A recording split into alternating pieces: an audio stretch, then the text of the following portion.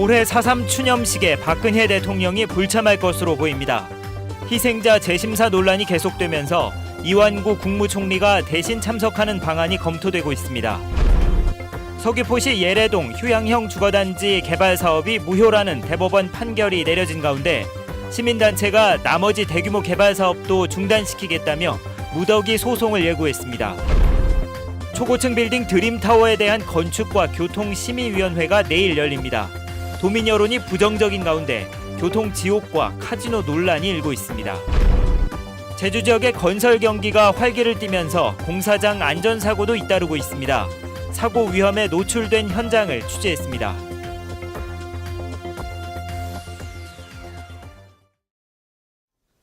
여러분 안녕하십니까? 뉴스데스크 제주입니다. 박근혜 대통령이 올해도 4.3 희생자 추념식에 불참할 것으로 알려졌습니다. 보수단체가 제기한 4.3 희생자 재심사 위패 논란이 영향을 끼친 것으로 보입니다. 김현선 기자입니다. 국가 추념일로 지정된 지 2년째를 맞는 제주 4.3. 희생자 추념식을 주최하는 주무부처인 행정자치부는 박근혜 대통령에게 참석을 건의조차 하지 않은 것으로 드러났습니다. 원희룡 도지사도 이병기 청와대 비서실장을 만나 대통령의 참석을 요청했지만 긍정적인 답변을 얻지 못한 것으로 확인됐습니다. 정부는 아직 말을 아끼고 있지만 이완구 국무총리가 대신 참석하는 방안을 검토 중인 것으로 알려졌습니다. 제가 지금 저도 모르고 있기 때문에 누가 어느 분이 오시는지 2, 3일 전에 결정되고 이랬다 하더라고요. 결국 4.3 평화공원에 남로당 간부 등 부적절한 위패가 있다는 보수단체들의 희생자 재심사 요구가 결정적 이유로 작용한 것으로 보입니다. 4.3 유족회는 물론 경우회와 새누리당 제주도당까지 재심사가 대통령의 추념식 참석 조건이 되어서는 안 된다며 참석을 요청해왔지만 이념 논란에 또다시 부딪힌 겁니다. 60년 동안 정말 엉어리진 가슴이 한이 맥혀 있는데 추념 행사에 참석하셔가지고 우리 유족들에게 위로의 한 말씀 좀 이렇게 해주면은 이것이 바로 국민 대통합이고. 대선 후보 경선 당시에는 4.3 평화공원을 참배하고 희생자들의 명복을 빌었던 박근혜 대통령. 취임 이후 4.3을 국가 추념일로 지정했지만 추념식에 2년 연속 불참할 경우 4.3의 완전한 해결이라는 공약을 어겼다는 논란이 일 것으로 보입니다. MBC 뉴스 김현선입니다. 서귀포시 예래동 휴양형 주거단지 토지 수용이 무효라는 대법원 판결과 함께 제주 지역 대규모 개발 사업들이 전면 중단될 위기에 처했습니다. 시민단체들은 공사를 중단해야 한다며 무더기 소송을 예고했지만 JDC와 제주도는 아직도 뾰족한 대책을 세우지 못하고 있습니다. 박주연 기자가 보도합니다. 위법한 개발 사업을 추진한 JDC를 해체하라는 현수막까지 등장한 기자회견. 시민단체들은 JDC가 법률도 확인하지 않고 개발 사업을 추진했고 제주도는 인허가를 내주는 거수기 역할만 했다며 비판했습니다. 이에 따라 휴양형 주거단지와 비슷한 개발 사업들에 대해서도 해당 지역 주민들과 소송인단을 구성해 무효 소송과 공사중지 가처분 신청을 내겠다고 밝혔습니다. 전면적으로 재검토돼야 하고 위법부당한 사실이 확인된 개발 사업에 대해서는 그에 합당한 처분을 내려야 할 것이다. 제주도 내 유원지 28곳 가운데 분양형 콘도를 짓고 있거나 계획한 곳은 10곳. 휴양형 주거단지는 물론 신화역사공원과 헬스케어타운 등 대규모 개발 사업들이 대부분 포함됐습니다. 이처럼 영리를 추구하는 시설을 공공시설인 유원지에 허용한 것은 무효라는 대법원의 판결로 사업 취소 가능성까지 제기되는 상황. 하지만 JDC와 제주도는 뒤늦게 법률 검토에 들어갔을 뿐 대책은 마련하지 못하고 있습니다. 공식적으로 말씀드릴 게 없고요. 지금 저희가 내부적으로 검토 중이라서 지금 구체적으로 어떤 지금 부분에 대해서 대책이 나오고 한 건 없습니다만은. 대법원의 판결 취지에 맞춰 개발 사업의 공공시설을 보완하는 방안도 검토되고 있지만 이럴 경우 사업자들이 반발할 것으로 보여 대규모 관광 개발에 의존해온 국제자유도시 프로젝트는 최대 위기에 몰렸습니다. MBC 뉴스 박주연입니다. 원희룡 도정 출범 이후 처음으로 제주도와 도의회의 정책협의회가 내일 오후 4시부터 제주도청에서 열립니다. 이번 정책협의회 안건은 제주공항 인프라 확충 방안과 카지노 정책 공론화 방안, 그리고 예산 개혁 방안 등을 논의할 예산 협의체 구성 등입니다. 정책협의회에는 제주도에서는 원희룡 지사와 관련 실국장이 참석하며 도의회에서는 의장단과 상임위원장, 교섭단체 대표가 참석합니다. 말도 많고 탈도 많은 초고층 카지노 빌딩 드림타워에 대한 건축과 교통심의위원회가 내일 열립니다. 사업자는 당초 계획보다 높이를 낮추겠다는 입장이지만 도민 여론은 여전히 부정적입니다. 현재훈 기자가 보도합니다. 지난해 지방선거 당시 최대 이슈가 됐던 드림타워. 218m 높이의 초고층 건물인데다 대규모 외국인 카지노 시설이 쟁점이 됐습니다. 현재 드림타워의 카지노는 저는 초고층 빌딩도 근본적으로 재검토해야 된다고 생각하지만 그것이 카지노가 전제된 드림타워는 절대로 안 된다고 생각합니다. 결국 중국 리디그룹과 함께 사업을 추진해온 동화투자개발은 55층에서 38층으로 높이를 낮추고 1,500대 규모의 주차장을 확보하는 건축허가 변경안을 제출했습니다. 하지만 신제주 지역에 호텔 2,000실이 공사 중인 상황에서 1,600실 규모의 드림타워가 추가되면 교통지옥은 피할 수 없을 것으로 보입니다. 어떠한 방법 원점으로 돌아가시지 않는 이상은 교통의 어떤 주차한 면적을 늘린다든지 해서 그런 방법으로는 주변에 영향을 주는 교통의 문제는 근본적으로 해결되지 않을 거라는 생각이 듭니다. 학교가 많은 도심 한복판에 9,200제곱미터 규모의 대형 카지노 시설이 들어서는 것도 논란거리입니다.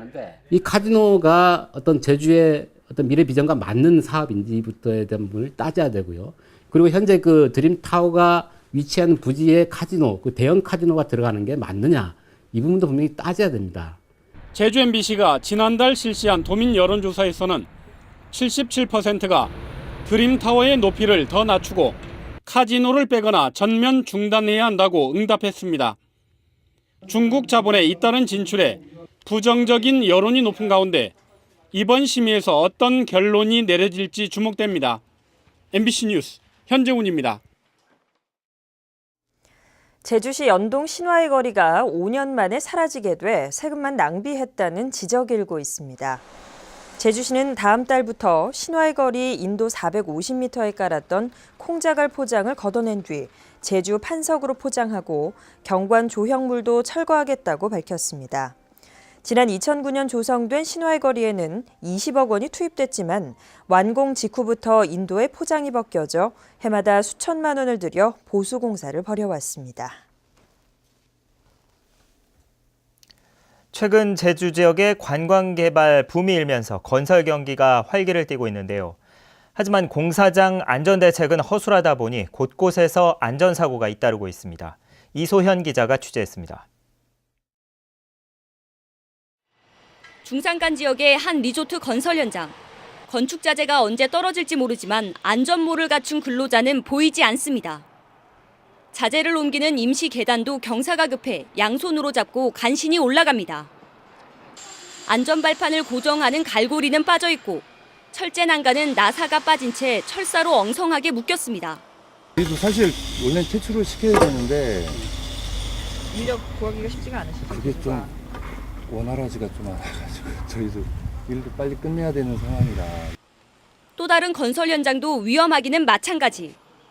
건물에 의무적으로 설치해야 하는 추락 방지막은 찾아볼 수 없고 안전모도 쓰지 않은 채 난간 위에서 철제 구조물을 붙들고 작업을 합니다.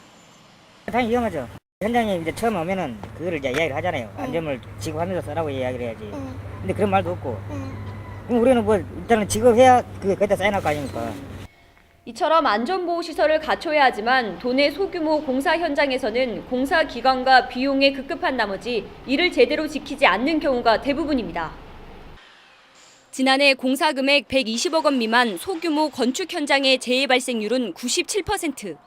3명이 숨지고 500여 명이 다쳤습니다. 추락 사고가 37%를 차지해 가장 많았고 낙하물에 맞거나 넘어지는 사고 등이 뒤를 이었습니다.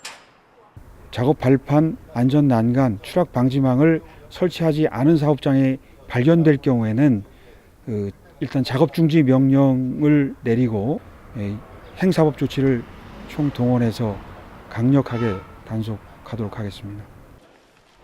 특히 제주도 전역의 공사 현장 2만 6천여 군데를 감독하는 고용부의 인력은 불과 4명뿐이어서 사실상 감독이 어려운 실정입니다. MBC 뉴스 이소연입니다. 강화도 캠핑장 화재 사건과 관련해 도내 캠핑장들에 대한 강도 높은 안전 점검이 실시됩니다.